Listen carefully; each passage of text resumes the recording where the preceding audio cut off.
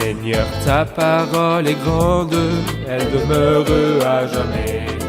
Ta parole est infaillible, rien ne peut la supprimer. Bienvenue à vous, chers téléspectateurs, ainsi qu'à tous nos téléspectateurs dans le monde entier, dans un nouvel épisode de notre émission quotidienne d'études toute la Bible. Nous sommes toujours dans le livre du Lévitique et nous sommes arrivés au chapitre 15. Je vous encourage à ouvrir votre Bible et à nous suivre pendant l'étude. Si c'est la première fois que vous nous regardez, nous présentons une étude de la Bible livre par livre, de la Genèse à l'Apocalypse. Si vous désirez consulter les épisodes précédents, vous pouvez visiter notre site web toutelabible.net. Et si vous avez des questions, envoyez-les nous par courriel à info@toutelabible.net. Vous pouvez également nous contacter par téléphone. Les numéros de téléphone apparaîtront pendant l'épisode. Nous sommes arrivés au chapitre 15. Permettez-moi au début de l'épisode d'accueillir notre invité, le frère Youssef Riyad. Bienvenue, frère Youssef. Merci, frère Hayat. Nous accueillons aussi nos invités, soyez les bienvenus. Frère Youssef, quel est le sujet du chapitre 15 du livre du Lévitique? Eh bien, nous voyons là la 6e et dernière image d'impureté à laquelle le peuple ou l'Israélite pieux pourrait être exposé dans son pèlerinage ou bien dans son voyage. Nous avons vu 3 idées jusqu'à présent dans le livre du Lévitique. Nous avons vu les sacrifices du chapitre 1 jusqu'au chapitre 7. 8, 9 et 10, nous voyons le prêtre ou le sacerdoce. À partir du chapitre 11, nous avons vu les images d'impureté, les impuretés qui marquent ce monde, alors que notre Dieu est saint et le peuple de Dieu doit aussi être un peuple saint. Nous avons vu l'impureté de la nourriture. Ce que nous mangeons peut parfois être impur et nous devons faire attention. Nous avons vu que l'homme naît impur, chapitre 12. Nous avons vu qu'il y a une impureté terrible dans la lèpre qui pourrait frapper le corps ou frapper les vêtements ou frapper les maisons. Et finalement, nous voyons ici la 6e et dernière image, les sécrétions du corps, ce qui est produit par le corps, qui est appelé ici l'écoulement. Et nous trouverons que ce mot-là est très souvent répété dans ce chapitre. C'est le chapitre de l'écoulement des sécrétions du corps. Parfait, je vous remercie. Permettez-moi de lire quelques versets et de revenir vers vous avec une question. L'Éternel dit à Moïse et à Aaron, « Transmettez ces instructions aux Israélites. Tout homme qui a une blénorragie est par là même impur. Il est impur à cause de sa blénorragie. Que son corps laisse couler l'écoulement ou le retienne, il est impur. Tout lit sur lequel il couchera sera impur et tout objet sur lequel il s'assiera sera impur. Si quelqu'un touche son lit, il lavera ses vêtements, se lavera dans l'eau et sera impur jusqu'au soir. Si quelqu'un s'assied sur l'objet sur lequel lui-même s'est assis, il lavera ses vêtements, se lavera dans l'eau et sera impur jusqu'au soir. Si quelqu'un touche son corps, il lavera ses vêtements, se lavera dans l'eau et sera impur jusqu'au soir. S'il crache sur un homme pur, cet homme lavera ses vêtements, se lavera dans l'eau et sera impur jusqu'au soir. Toute celle sur laquelle il voyagera sera impure. Si quelqu'un touche un objet qui a été sous lui, il sera impur jusqu'au soir. Et si quelqu'un porte un tel objet, il lavera ses vêtements, se lavera dans l'eau et sera impur jusqu'au soir. S'il touche quelqu'un sans s'être lavé les mains dans l'eau, cette personne lavera ses vêtements, se lavera dans l'eau et sera impur jusqu'au soir. Tout vase de terre qu'il touchera sera brisé et tout vase de bois sera lavé dans l'eau. Lorsqu'il sera purifié de son écoulement, il comptera encore 7 jours pour sa purification. Puis il lavera ses vêtements, lavera son corps avec de l'eau vive et il sera pur. Le 8e jour, il prendra 2 tourterelles ou 2 jeunes pigeons, ira devant l'Éternel à l'entrée de la tente de la rencontre et les donnera au prêtre. Le prêtre les offrira, l'un en sacrifice d'expiation et l'autre en holocauste. Il fera l'expiation pour lui devant l'Éternel à cause de son écoulement. Beaucoup de détails, mais le mot sera impur est très souvent répété. Celui qui a l'écoulement rend impur ceux qui le touchent, il rend impur les personnes et les choses. Toute celle sur laquelle il voyagera sera impure, et celui qui le touche sera impur. Un état d'impureté propagé. Que voyons-nous dans cette plaie ou cette maladie de sécrétion du corps? En fait, j'ai aimé ce qu'a dit l'un des hommes de Dieu que Pierre pourrait dire avec toute bonne conscience, « Seigneur, jamais rien de souillé ni d'impur n'est entré dans ma bouche, car c'est vraiment très facile de manger ceci, ne pas manger cela, c'est facile. » Mais est-ce que Pierre ou n'importe qui d'autre dans le monde peut-il dire, « Seigneur, jamais rien de souillé ni d'impur est sorti de mon corps ?» En réalité, tout ce qui sort de l'homme et ce qui est souillé et impur, et c'est ce dont parle ce chapitre. Il est vrai que le ton ici est un peu plus bas que le ton des 2 chapitres qui ont précédé. Là-bas, il y avait la lèpre qui représente le péché dans son image ou dans sa forme positive ou bien active. Mais là, il nous dépeint la faiblesse du corps. C'est pourquoi, en cas de lèpre, on le sortait à l'extérieur du camp. On l'isolait à l'extérieur du camp, il habitait seul. Tandis que là, il ne nous dit pas qu'on le sortait à l'extérieur du camp, mais qu'il sera impur jusqu'au soir et qu'il devait se laver dans l'eau et faire quelques pratiques. Et cela nous montre aussi que nous vivons dans un monde pollué et souillé. Ce qui est à l'intérieur de nous est impur et nous devons nous méfier de ce qui sort de nous et aussi de ceux qui nous entourent dans le monde. C'est-à-dire, je comprends de vous que la lèpre parle de la plaie apparente devant les gens, Oui. que ce soit la lèpre de la peau ou la lèpre des maisons ou la lèpre des C'est vêtements. vrai. Les péchés visibles sont exposés devant C'est les juste. gens. Mais cette impureté est intérieure. Ceux qui m'entourent ne la voient pas et ne la ressentent pas, mais ils deviennent impurs rien qu'à me toucher. Il y a une impureté intérieure qui déborde et affecte les autres. C'est-à-dire l'homme qui est lépreux peut cacher sa lèpre pendant un certain temps, mais sa lèpre apparaîtra Elle tôt apparaîtra. ou tard. Alors que ici, un homme, avec son écoulement, peut passer toute sa vie sans que personne Et ne le rendre sache, les autres et impurs. rendre les autres impurs. Et je pense que nous verrons une image comme celle-ci, par exemple, la femme qui souffrait d'hémorragie dont l'histoire est enregistrée dans Marc chapitre 5. Parfait, je vous remercie. Nous prenons une pause, puis reviendrons pour une question.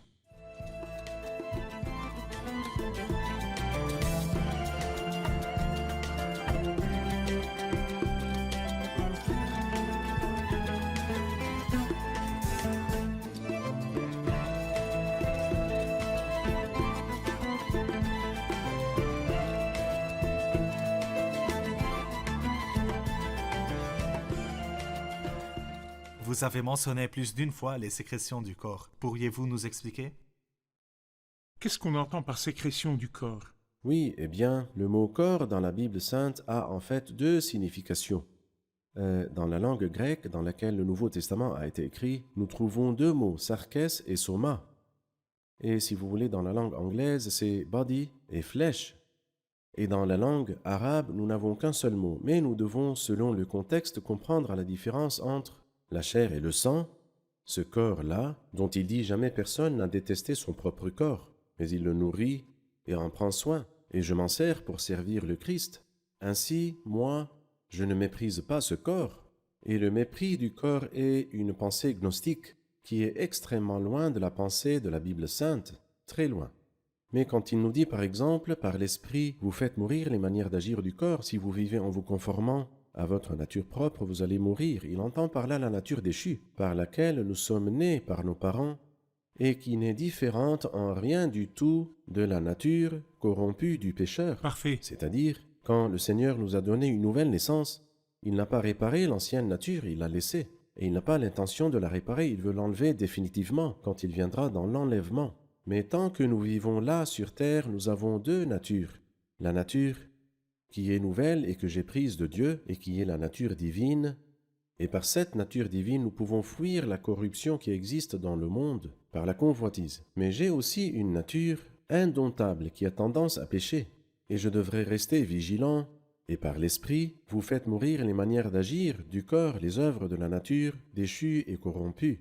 Quand il dit « je traite durement mon corps et je le discipline », il n'entend pas par là le mépris du corps, la chair et le sang, mais qu'il y avait un autre nom pour le corps ou un Exactement. autre genre de corps qui est la nature déchue. Très bien. Ainsi donc, les tentatives de mépriser ce corps vont à l'encontre de la Bible. Et le détruire va à l'encontre de la Bible. En effet, jamais personne n'a détesté son propre corps. Il le nourrit et en prend soin. Donnez-nous une idée, frère Youssef, de ce que la Bible dit du mépris du corps, des tentatives de mépris du corps.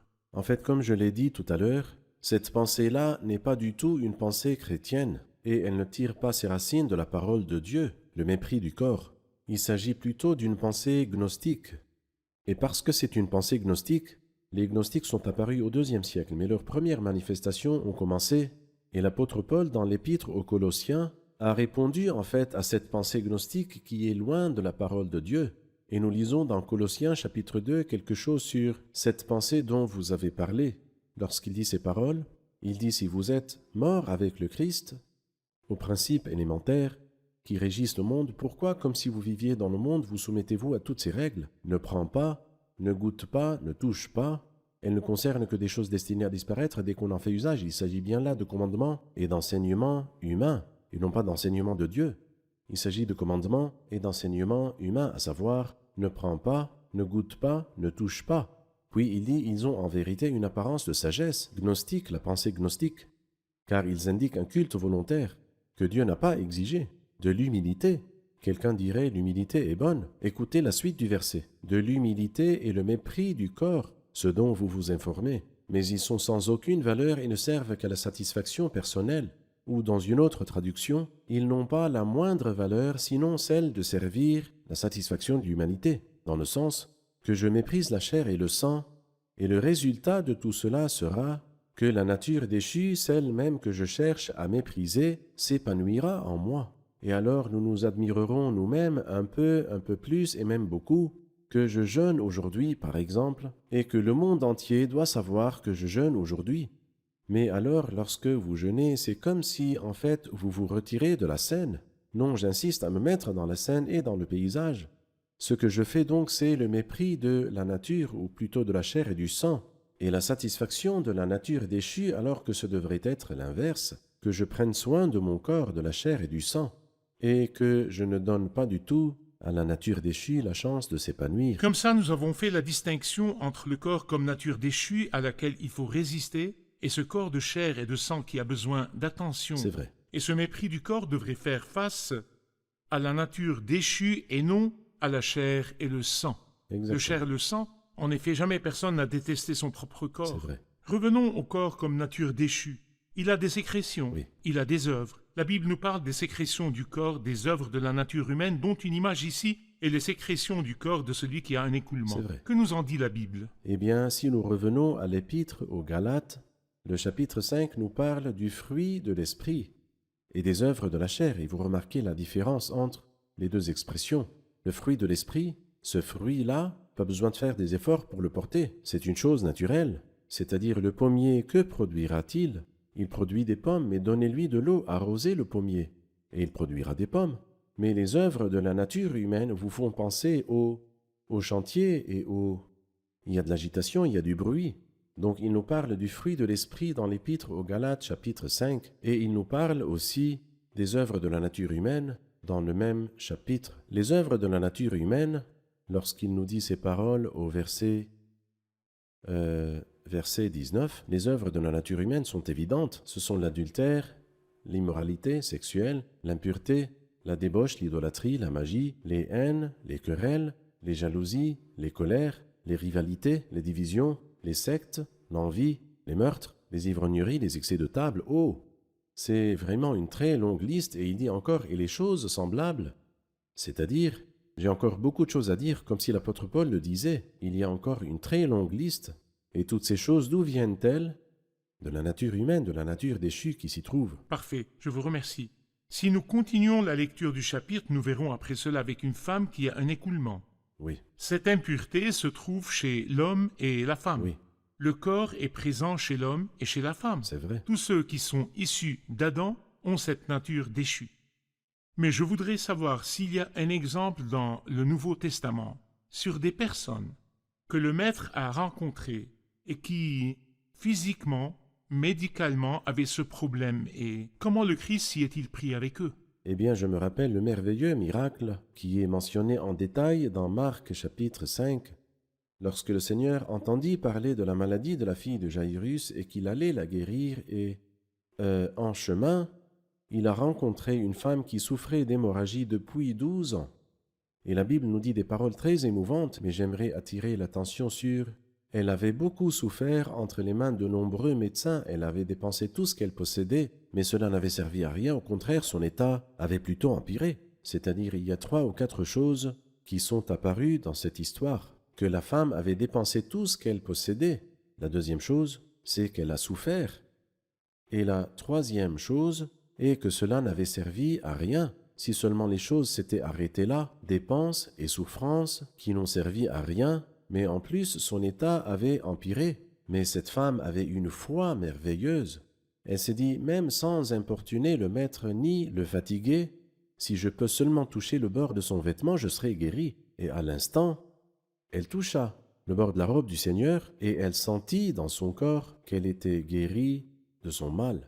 Il est connu que celui qui souffre de ce problème de sécrétion du corps rend impur tout ce qu'il touche. Et elle a touché le Christ. Oui, Et en allant toucher le Christ, il était entouré d'une foule qui le pressait de tous c'est côtés. vrai. Elle a sûrement touché Oui. tout le monde. Qu'est-il arrivé aux gens? Est-ce possible que le Christ se soit rendu impur par cette femme? Mais c'est là la grandeur du Christ. Il touche le lépreux dans Matthieu chapitre 8, il a touché le lépreux. Et le Christ ne s'est pas rendu impur, loin de lui l'idée de se rendre impur. Mais au contraire, le lépreux est celui qui a été purifié. Et le Christ, à propos, aurait pu guérir le lépreux sans même le toucher. Mais l'homme avait besoin d'une touche peut-être plus que de guérison, car personne ne le touchait. C'est-à-dire s'il était, je ne sais pas s'il était un frère, un mari, un père ou un fils, mais même les plus proches de lui, personne ne pouvait le toucher. Mais le Christ l'a touché. Il traitait d'abord son moral, et puis il lui a dit « Je veux, sois pur ». Et le lépreux fut purifié. Et là, la femme qui souffrait d'hémorragie, le Christ a été touché par elle. Loin du Christ l'idée de se rendre impur, mais cette femme a non seulement été purifiée, mais elle sentit dans son corps qu'elle était guérie de son mal. Et le Christ lui a dit « Ta foi t'a sauvée ».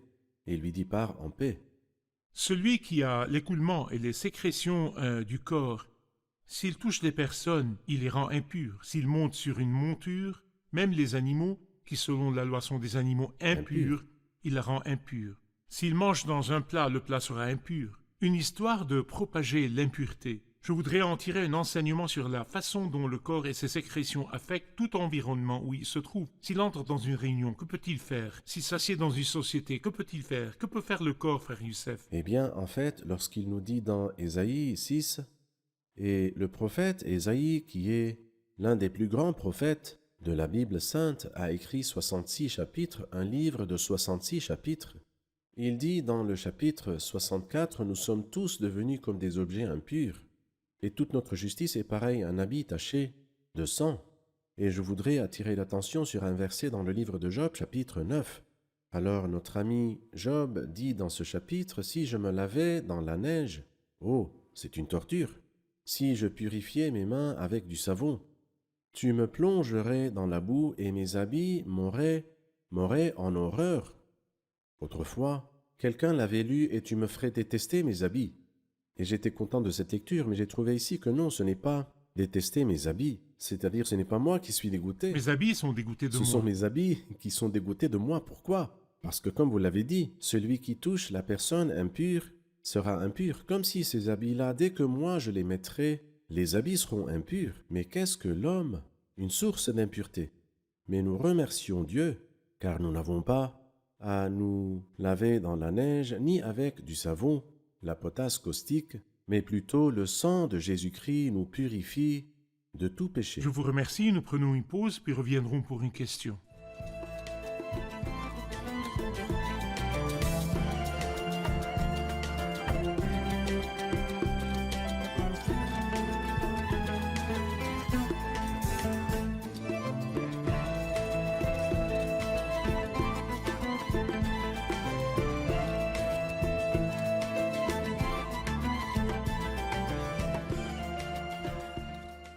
Nous avons compris de vous qu'il y avait dans la Bible 2 concepts du corps, à savoir la chair et le sang, et c'est ce que nous devons nourrir. Et il y a un autre concept, je traite durement mon corps et je le discipline. Comment devrais-je traiter durement mon corps et le discipliner? À vous, frère Youssef. Je crois que nous lisons cela dans l'Épître aux Romains au chapitre 8. Je vais donc lire cette partie et l'expliquer. Lorsqu'il dit Ainsi donc, c'est dans Romains 8, verset 12, « Ainsi donc, frères et sœurs, nous avons une dette, c'est-à-dire nous sommes engagés, pas envers notre nature propre pour nous conformer à ses exigences. Si vous vivez en vous conformant à votre nature propre, vous allez mourir, c'est-à-dire si la loi de ma vie c'est de faire ce qui plaît au corps, à la nature déchue, je lui fais ce qui lui plaît, alors vous allez mourir d'une mort éternelle et morale. Mais si par l'esprit vous faites mourir les manières d'agir du corps, vous vivrez. Nous notons là que le Saint-Esprit ne tuera pas les manières d'agir du corps à notre place, mais c'est notre responsabilité de faire mourir les manières d'agir du corps. Si par l'Esprit vous faites mourir les manières d'agir du corps, alors le Saint-Esprit ne fera pas cela à notre place. Et une autre chose, nous ne pourrons pas non plus faire mourir les manières d'agir du corps par notre propre puissance sans l'aide du Saint-Esprit. C'est pourquoi si par l'Esprit vous faites mourir les manières d'agir du corps. Et comment? Pratiquement. En fait, quelqu'un l'a joliment exprimé. Que l'aimant fonctionne dans un champ magnétique et ne fonctionne pas en dehors du champ magnétique. C'est-à-dire, l'aimant est présent là, mais les clous sont loin.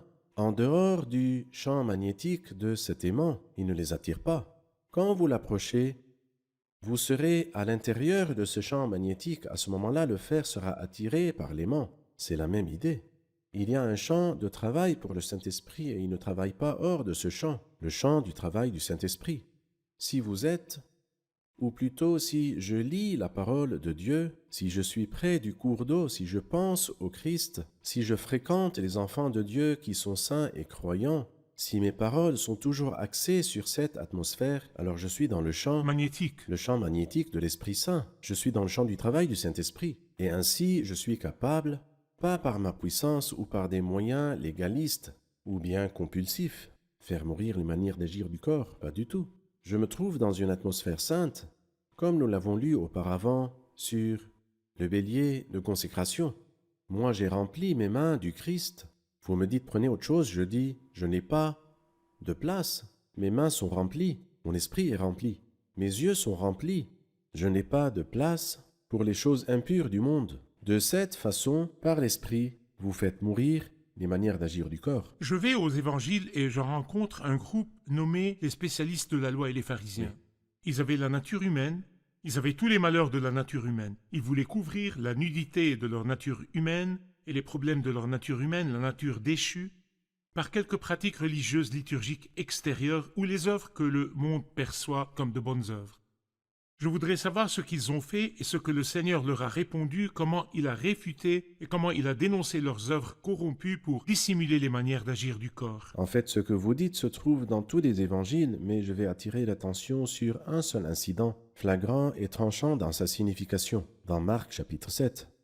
Il venait de Jérusalem jusqu'en Galilée un long trajet, pas pour rencontrer le Messie du Seigneur et voir Emmanuel, ce qui signifie Dieu avec nous, mais c'était plutôt afin de poser au Christ une question qui ne mène à rien, pour ainsi dire. Pourquoi tes disciples prennent-ils le repas avec des mains non lavées? Et ici, il parle des ablutions dont ce chapitre est rempli. En fait, le Christ, pour ainsi dire, s'est un peu indigné, et ce qui indignait le Christ, c'était ce genre d'apparences religieuses qui n'ont aucune valeur. L'hypocrisie. Cela ne passait pas. Et c'est pour cela que le Seigneur leur a dit, vous annulez ainsi la parole de Dieu au profit de votre tradition. Il leur dit, Dieu a dit, et vous, vous dites, et vous faites ce que vous voulez et non pas ce que Dieu veut. Ceci est dans Marc chapitre 7. Puis il leur dit, en effet, c'est de l'intérieur, c'est du cœur des hommes que sortent. Et il leur cite la terrible liste dans Marc 7, les mauvaises pensées et les adultères et la débauche et l'impureté. Ce sont les sécrétions du corps. Ce sont les sécrétions du corps dont Jésus a parlé dans Marc chapitre 7. En fait, nous avons un remède. Oui, un remède que le Christ a annoncé dans Jean chapitre 13. Celui qui s'est baigné un bain complet, le bain de la nouvelle naissance, la naissance de Dieu qui m'a donné la nature divine. Mais cette personne qui s'est baignée complètement, une fois pour toutes, s'est baignée de haut en bas, la nouvelle naissance, n'a besoin que d'une chose, laquelle n'a besoin que de se laver les pieds pour être entièrement pur, parce que nous vivons dans un monde pollué et impur. Nous avons besoin de nous laver les pieds d'une façon régulière. Parfait. Merci frère Youssef. Nous sommes arrivés à la fin de l'épisode. Révisons-le avec nos invités. Qu'avons-nous appris aujourd'hui? Nous avons appris que c'est notre responsabilité de faire mourir les œuvres de la nature humaine, non pas par notre puissance, mais avec l'aide du Saint-Esprit. Comment cela se passe-t-il dans la pratique? Eh bien, c'est en pensant au Christ, en fréquentant des croyants et en étant proche de la parole de Dieu. Tant que mon esprit et mes sens sont remplis du Seigneur, je n'ouvrirai pas une porte pour les œuvres de la nature humaine. Nous avons appris que la lèpre nous parle des péchés évidents. Quant à celui qui a l'écoulement, ou les sécrétions du corps, il nous parle de la corruption intérieure, une image des œuvres de la nature humaine, enregistrée dans Galates 5:19. Nous avons vu que s'il n'y a pas de remède à la lèpre chez l'homme, ni chez la femme qui souffrait d'hémorragie qui a été traitée par de nombreux médecins, mais sa situation est empirée, mais nous voyons la grandeur du Christ quand il a touché le lépreux et il fut purifié par sa lèpre, et la femme qui souffrait d'hémorragie quand elle toucha le bord de son vêtement et elle fut guérie. Merci, que le Seigneur vous bénisse. Merci frère Youssef, que Dieu vous bénisse. Chers téléspectateurs, nous avons appris dans l'épisode d'aujourd'hui que ce qui est né de parents humains est humain. Chaque être humain sur cette terre issu d'Adam porte en lui une nature déchue. Cette nature déchue s'exprime par des sécrétions. Les œuvres de la nature humaine sont évidentes. Toutes ces éruptions morales extérieures sont le résultat d'une plaie qui est plus profonde que la peau. Tous les humains partagent ces traits, les traits des œuvres de la nature humaine. Mais comment l'homme peut-il se débarrasser de ces sécrétions?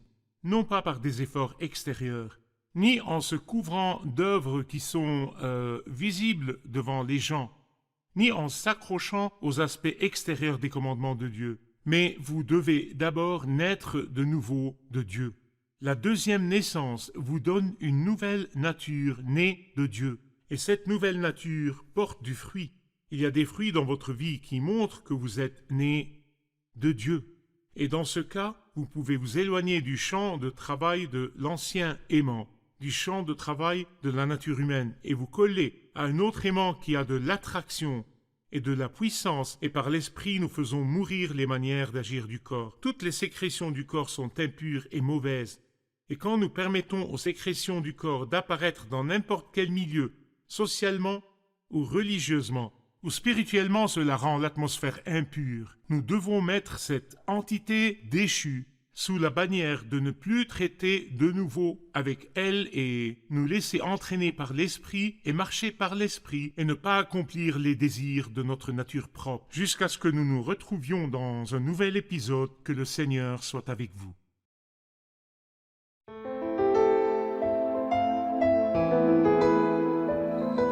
Seigneur, ta parole est grande, elle demeure à jamais. Ta parole est infaillible, rien ne peut la supprimer.